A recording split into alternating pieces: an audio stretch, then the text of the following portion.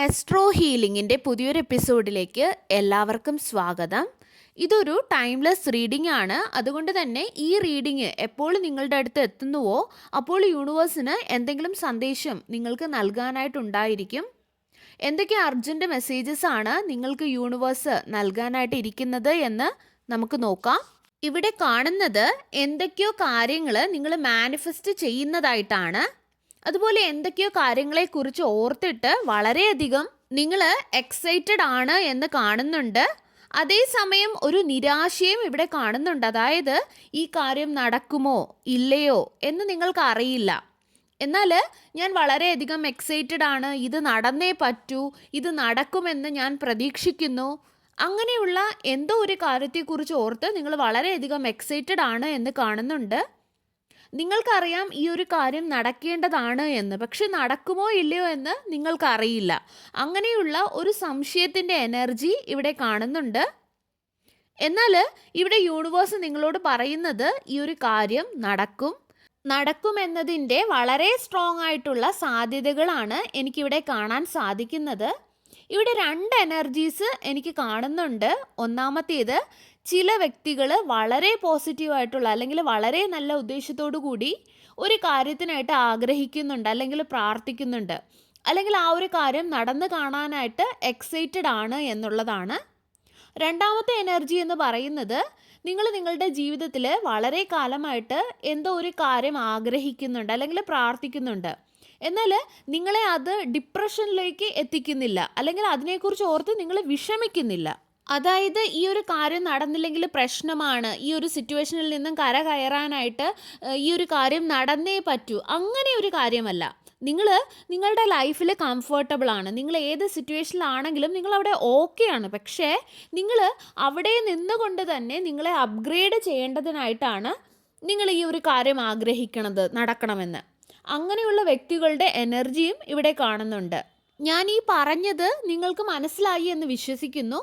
രണ്ടാമത് പറഞ്ഞ ആ ഒരു സ്റ്റേറ്റ് ഓഫ് മൈൻഡിലാണെങ്കിൽ, അല്ലെങ്കിൽ നിങ്ങൾക്ക് കിട്ടിയില്ലെങ്കിലും നിങ്ങൾ ഓക്കെയാണ്, പക്ഷെ കിട്ടിയാൽ വളരെയധികം സന്തോഷം എന്നുള്ള ഒരു രീതിയാണ് രണ്ടാമത് പറഞ്ഞ ആ ഒരു എനർജി കാണുന്നത്. അതുപോലെ മറ്റൊരു കാര്യം കാണുന്നത്, ഈ ഒരു സമയം സാമ്പത്തികപരമായിട്ട് ബാലൻസ് ചെയ്യാനായിട്ട് ബുദ്ധിമുട്ടുന്നുണ്ടാകാം എന്നാണ്.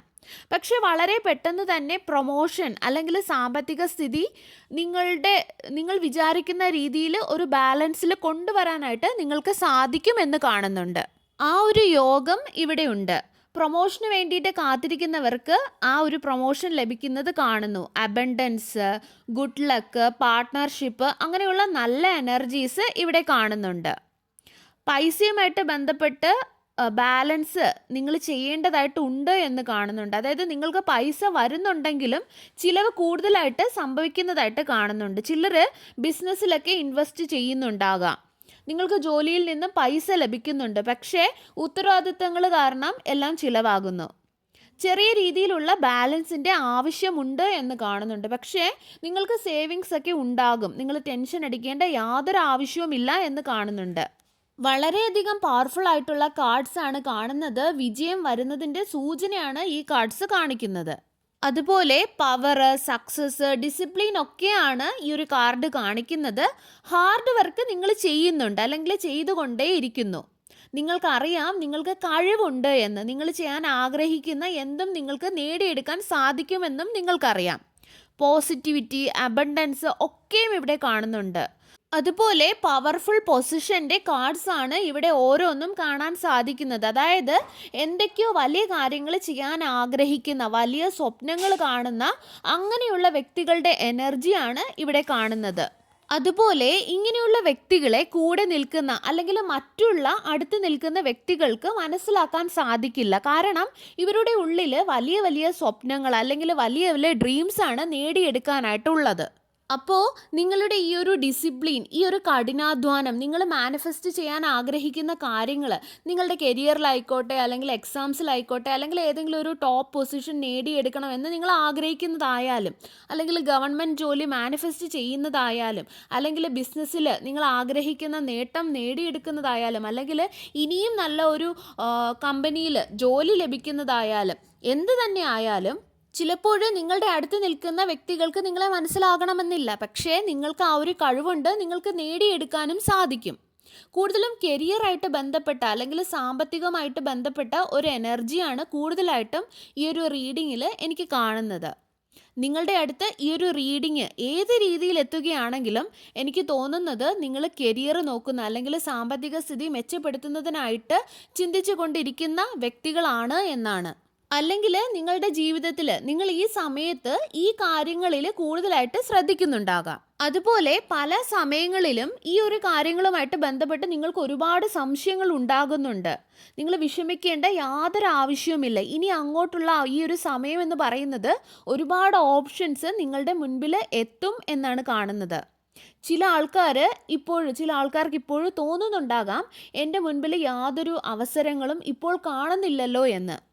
എന്നാൽ വരാനിരിക്കുന്ന സമയത്ത് ഒരുപാട് ഓപ്പർച്യൂണിറ്റീസ് വരും. ആ ഒരു സമയത്ത് നിങ്ങൾക്ക് ഈ ഒരു ഓപ്പർച്യൂണിറ്റീസ് ഒരുപാട് കാണുമ്പോൾ നിങ്ങൾക്ക് ഒരുപാട് സംശയങ്ങൾ ഉണ്ടാകും, ഒരുപാട് കൺഫ്യൂഷൻസ് ഉണ്ടാകും. ഈ ജോലി എടുക്കണമോ അല്ലെങ്കിൽ മറ്റേ ജോലി എടുക്കണമോ, ഏത് തിരഞ്ഞെടുത്താലായിരിക്കും എനിക്ക് കൂടുതൽ നല്ലതായിരിക്കുക, അല്ലെങ്കിൽ ഇങ്ങനെ ഇൻവെസ്റ്റ് ചെയ്യണമോ അല്ലെങ്കിൽ അങ്ങനെ ഇൻവെസ്റ്റ് ചെയ്യണമോ, ഏതായിരിക്കും എനിക്ക് ബെസ്റ്റ് ആവുക, ഇങ്ങനെയുള്ള കാര്യങ്ങളൊക്കെ നിങ്ങൾക്ക് സംശയം ഉണ്ടാകുന്നതായിട്ട് കാണുന്നുണ്ട്. ആ ഒരു സമയത്ത് നിങ്ങളുടെ ഇൻറ്റ്യൂഷൻ എന്താണോ നിങ്ങളോട് പറയുന്നത് അത് നിങ്ങൾ കേൾക്കുക എന്നാണ് കാണുന്നത്. അല്ലെങ്കിൽ അറിവുള്ള, നിങ്ങൾക്ക് വിശ്വാസമുള്ള വ്യക്തികളുടെ ഉപദേശം തേടി തീരുമാനമെടുക്കുന്നതിലും തെറ്റൊന്നുമില്ല. അതുപോലെ മറ്റൊരു കാര്യം കാണുന്നത്, വരുന്ന സമയത്ത് നിങ്ങൾ കൂടുതൽ ബിസി ആകും എന്നാണ്. അക്വേറിയസ്, വിർഗോ, കാപ്രിക്കോൺ, ടോറസ്, ഏറിസ്, ലിയോയിൽ ഉള്ളവരാകാം നിങ്ങൾ കൂടുതലും. ഇതില്ലെങ്കിലും ഈ റീഡിംഗ് നിങ്ങൾക്കുള്ളത് തന്നെയാണ്. ഈ ഒരു റീഡിംഗ് നിങ്ങളുടെ അടുത്ത് വന്നിട്ടുണ്ടെങ്കിൽ. അതുപോലെ ഡേറ്റ് ഓഫ് ബർത്തിൽ നോക്കുവാണെങ്കിൽ മുലാങ്ക് 8, 4, 7, 9 ആകാം കൂടുതൽ വ്യക്തികളും. വളരെയധികം കഠിനാധ്വാനികളുടെ അല്ലെങ്കിൽ കഠിനാധ്വാനം ചെയ്യുന്ന വ്യക്തികളുടെ എനർജീസാണ് ഇവിടെ കാണുന്നത്. അതുപോലെ ഇവിടെ കാണുന്നത്, നിങ്ങളുടെ മനസ്സിൽ നിങ്ങൾ ഒറ്റയ്ക്കാണ് എന്നുള്ള ഒരു തോന്നൽ നിങ്ങളിൽ ഉണ്ട് എന്നാണ്. ചില സമയങ്ങളിലെങ്കിലും അത് നിങ്ങളിൽ ഉണ്ട് എന്നാണ് കാണുന്നത്. നിങ്ങൾ മനസ്സിലാക്കുക, അത് നാച്ചുറലാണ്. കാരണം നിങ്ങൾ ഇത്രയധികം വർക്ക് ചെയ്യുന്നുണ്ട്, ബിസി ആകുന്നുണ്ട്. പല സമയങ്ങളിലും നിങ്ങളുടെ റിലേഷൻഷിപ്പിൽ തെറ്റിദ്ധാരണകൾ ഉണ്ടാകുന്നുമുണ്ട്. അതുകൊണ്ട് തന്നെ ഇമോഷണലി ഒരു ഒറ്റപ്പെടലാണ് എന്നുള്ളൊരു ഫീലിംഗ് ഉണ്ടാവുന്നത് നാച്ചുറലാണ്. അങ്ങനെ ഫീൽ ചെയ്യാനുള്ള സാധ്യതകളും കാണുന്നുണ്ട്. ഇവിടെ നിങ്ങൾ മെഡിറ്റേഷൻ ചെയ്യുക, വിഷ്വലൈസേഷൻ ചെയ്യുക, ഒറ്റയ്ക്കിരുന്ന് നിങ്ങൾക്ക് മനസ്സിന് സന്തോഷം നൽകുന്ന കാര്യങ്ങൾ ചെയ്യുക. പറ്റുമെങ്കിൽ 1-2 ദിവസം ജോലി ചെയ്യുന്നവരൊക്കെ ആണെങ്കിൽ ഒരു ലീവൊക്കെ എടുത്തിട്ട് നിങ്ങൾക്കായിട്ട് സമയം കണ്ടെത്തുക.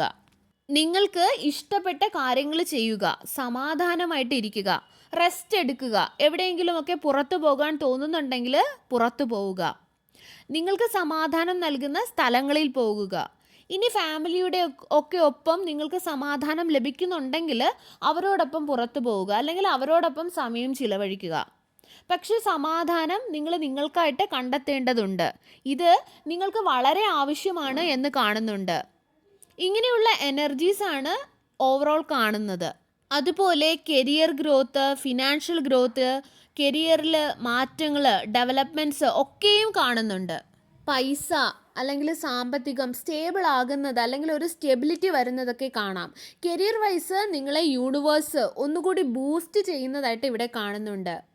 കരിയറുമായിട്ട് അല്ലെങ്കിൽ സാമ്പത്തികമായിട്ട് എന്തെങ്കിലുമൊക്കെ തീരുമാനങ്ങൾ എടുക്കുന്നതുമായിട്ട് ബന്ധപ്പെട്ട് സംശയങ്ങൾ ഉണ്ടെങ്കിൽ യൂണിവേഴ്സ് നിങ്ങളോട് പറയുന്നത്, ഞാൻ നിങ്ങൾക്ക് ഐഡിയാസ് നൽകിയല്ലോ, ഇനി നിങ്ങൾ അതുമായിട്ട് ബന്ധപ്പെട്ട് പരിശ്രമിക്കൂ എന്നാണ്.